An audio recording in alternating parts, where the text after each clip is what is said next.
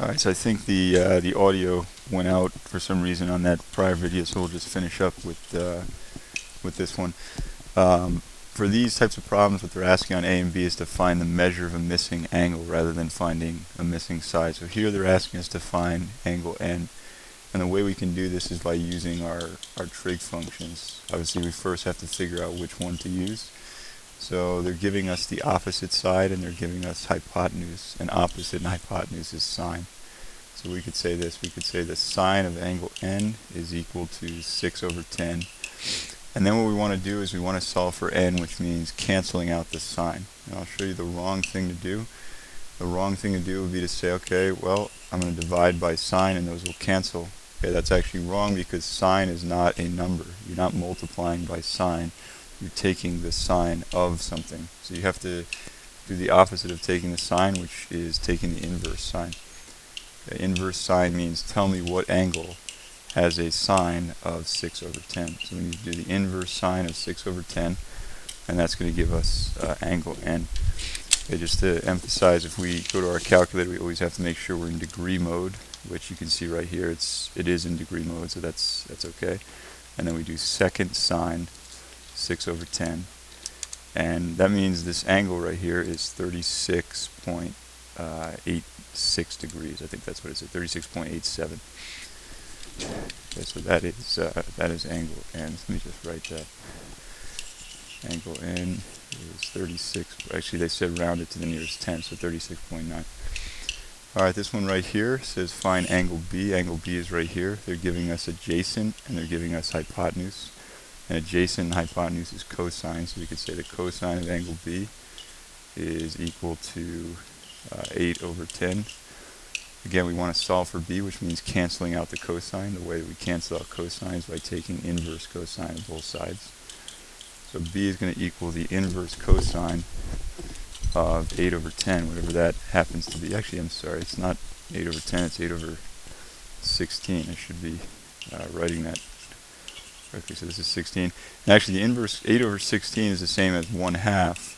And you might remember from that chart 30, 45, and 60, the angle that has a cosine of 1/2 is one of those special angles. It's 60 degrees. So we don't really need a calculator for this, but let's just double check using one. So the inverse cosine of 1/2 is equal to 60 degrees. So that's how we can check. Alright, let me show you one more using tangent, and I think 5b will involve using tangent. So this is x that we're trying to find. They're giving us adjacent and they're giving us opposite.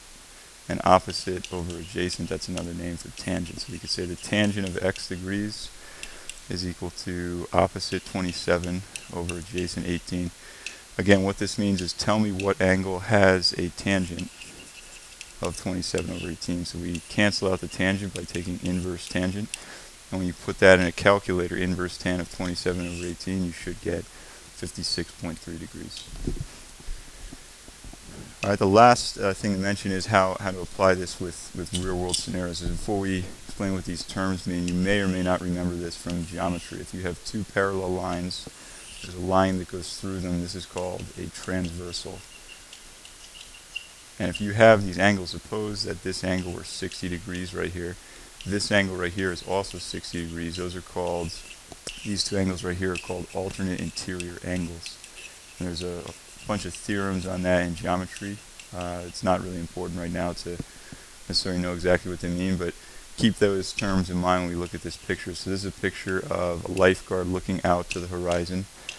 And you can see here's his line of sight. This green line is his line of sight. And then he looks down towards the swimmer. The angle that he looks down at is called the angle of depression. Okay, depression meaning that he depresses or presses down his eyes.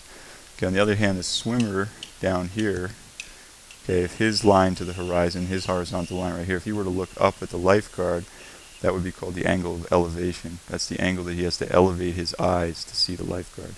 Okay, if you look at these two lines, I'm going to extend them a little bit. You kind of look at this line right here, that yellow line I just drew is a transversal, just like down here. And this angle are alternate interior angles, okay, meaning that they're equal. So if this angle here, for example, were 40 degrees, that means this one would also be 40 degrees. So we'll keep that in mind when we start to do some word problems with trig. Alright, so here's a golfer standing at a tee, and let me just redraw this triangle here. So the tee box is at a 12-degree angle looking up towards the hole, and he's standing kind of vertically lower at a lower point. He has to walk uphill to get to the tee, and specifically he has to walk uphill, sorry, I shouldn't say degrees. He has to walk uphill 36 yards. Again, the question is, what is the distance from the tee, which is here, to the hole, which is here? What's the horizontal distance, which is x? So that 12-degree angle is the angle that he has to look up if he were kind of sitting on the ground or something. So that's the angle of elevation. And we solve this the same as we did before. We look and we see we're given opposite and we're given adjacent. And opposite over adjacent is another name for tangent. So we could say the tangent of 12 degrees is equal to opposite 36 over adjacent x. Okay, and then what we need to do to solve for x, there's a shortcut here which basically is swapping these two. But if you don't see that, here's what you could do. You could multiply both sides by x, and then to get the x by itself, you could divide by tangent. You end up getting 36 divided by tangent. And remember, the original problem said this. The original problem said tan of 12 is 36 over x. And notice if we just switch the x and the tangent, we end up, sorry, it's right here. We end up right there. So 36 over tan 12. The other thing to check to make sure this answer is reasonable is that we have to make sure that we get something, that picture looks like he's got to walk way more than 36 yards. If we get an answer that's less than 36, we probably did something wrong. So 36 divided by tangent of 12, about 170 yards, 169 yards is this distance right here. So that seems to make sense. Alright, the last example is, let's suppose you're on a roller coaster. And I'm just going to redraw this picture right here. So what this basically says is this kind of hypotenuse of that triangle, that's the hill that the roller coaster is traveling down. And this angle, remember, it's the angle where you're looking at the horizon and somebody on that roller coaster looking down. That would be the angle of depression. So we want to know basically what is that distance right there, the distance down the hill. And they tell us this is a 195-foot vertical rise right there. So basically they're asking us for the hypotenuse of that triangle. So they're giving us opposite and they're giving us hypotenuse right there. And opposite and hypotenuse from SOHCAHTOA, that's sine. So we could say the sine of 60 degrees is opposite 195 over hypotenuse x. And remember, the shortcut is that we can just swap those right there. So x equals 195 over the sine of 60.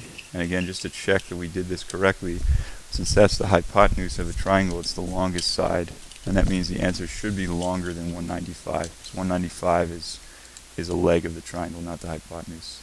Okay, so this is just a good way to keep in the back of your mind when you're checking to see if your answer is reasonable. So should get something bigger than 195, and we do. We get 225 degrees.